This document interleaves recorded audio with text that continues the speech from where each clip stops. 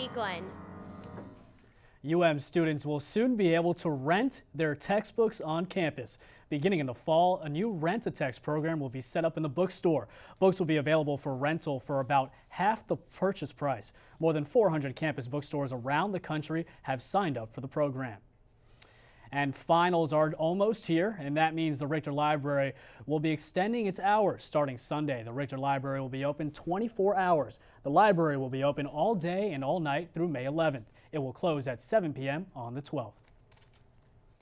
Has won the highest award for charities earlier today. Charity Navigator, the nation's premier charity evaluator, has awarded its prestigious 4-star ranking. The award has been given to for 10 years in a row, more than schools like Harvard, Yale, and Stanford. The honor is given to organizations demonstrating efficient fundraising efforts and financial excellence. Haiti, Chile, Mexico, and China don't share borders, but this year they've shared a big problem. Coming up on Newsvision, we'll take a look at what experts think the problem is. And an oil rig catches fire. We'll have the latest on the search for survivors next.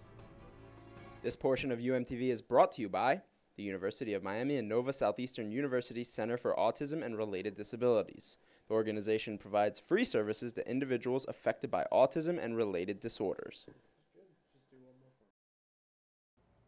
Rescue crews continue to look for survivors after an oil drilling platform exploded. The rig sunk into the Gulf of Mexico earlier today after it started burning Tuesday night. 100 survivors arrived in Port Fourchon today for treatment. The Coast Guard is still searching for 11 missing workers from the rig.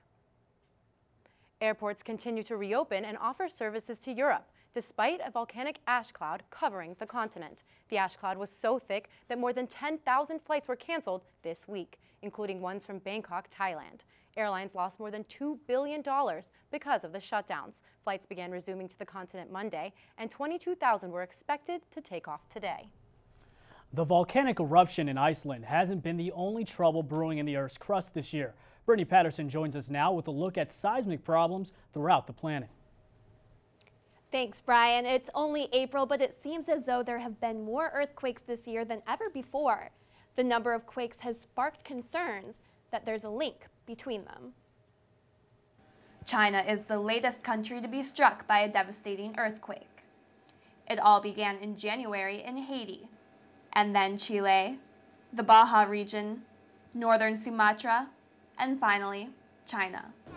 These recent earthquakes have many people questioning whether it's just a coincidence or it's a trend. University of Miami geology and geophysics professor, Dr. Tim Dixon.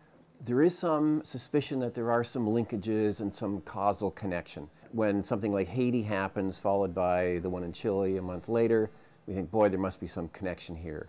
United States Geological Survey, USGS, reports 6 quakes of over 7.0 magnitude in 2010 alone. But this geological activity isn't anything new. Earthquakes are a very common phenomena, but the fact is that earthquakes the size of Haiti happen roughly once a month. But these types of quakes don't often hit such populated areas. And we tend not to pay attention to them most of the time because they happen in remote areas. After a major quake, an area may receive months of aftershock. But this only happens within a few hundred kilometers of the original. But you wouldn't expect an earthquake like Haiti to cause in any way the earthquake in Chile or the earthquake in Baja. In other words, quakes that aren't close aren't related. So what can we expect for the rest of 2010? More or less we can expect the same kinds of earthquakes and magnitudes and locations as we've had in the past. Earth is not falling apart. Earthquake-wise, it seems to be business as usual. Dixon said our main concern right now should be with building codes. Countries in earthquake zones should evaluate their infrastructure and design accordingly. Terry, back to you. Thanks, Brittany. U.S. Airways and United Airlines will not be merging again. The two airlines ended talks today. Meanwhile, talks between United and Continental Airlines appear to be picking up. Major airlines are struggling to turn profits, and several of them, including Continental, reported first-quarter losses this week. The Space Shuttle Discovery is back on Earth after being forced to orbit the Earth for one extra day. The shuttle and its 7 astronauts landed at Florida's Kennedy Space Center on Tuesday morning. The crew's return flight was delayed by rain.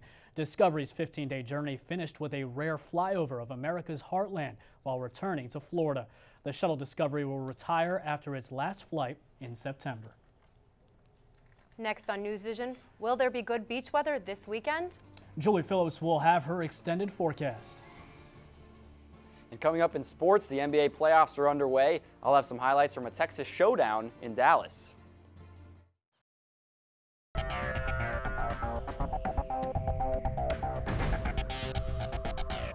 Well, it was an absolutely gorgeous spring day. You can see things look great outside still. It's 80 degrees. It's nice and dry. As you can see, our relative humidity is very low. And we just have a nice, light, southeasterly breeze, keeping things very comfortable.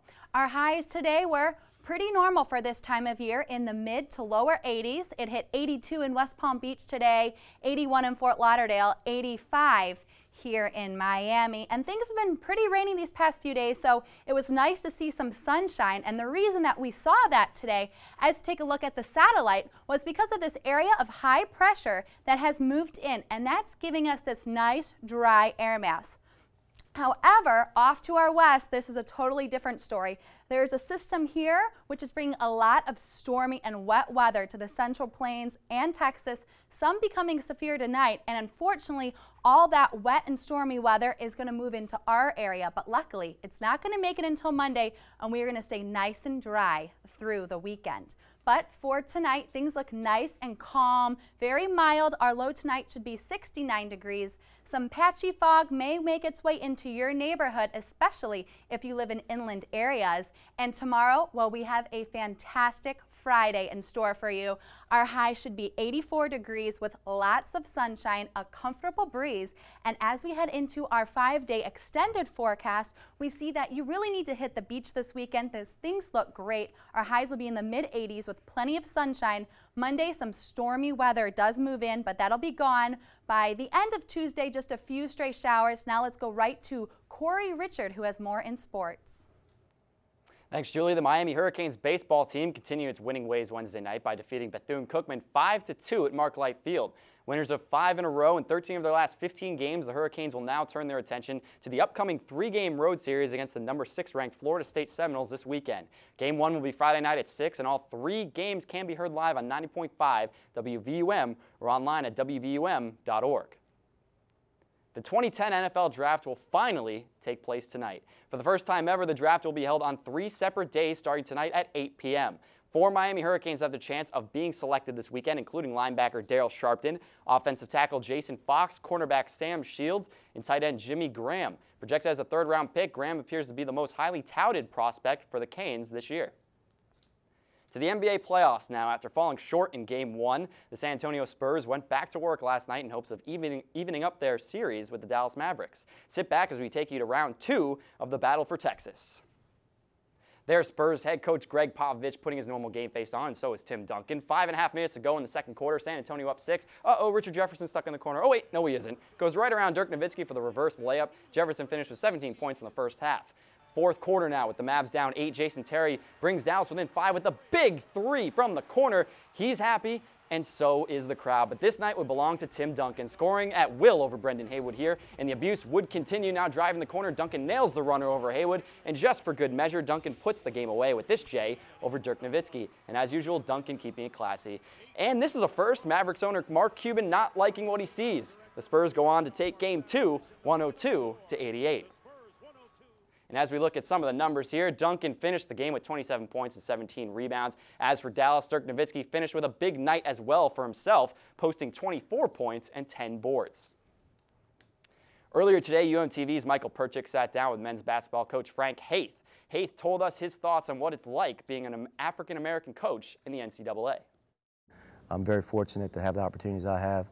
I look back to guys like George Raveling, John Thompson, Nolan Richardson that paved the way, and their success, obviously, we're able to give guys like me opportunities. And be sure to check out part 1 of the interview with Frank Haith and my co-anchor Zach Loss's sit-down with guard Malcolm Grant tomorrow night on Sports Desk, which airs at 7 p.m. right here on Channel 96 or online at umtv.miami.edu.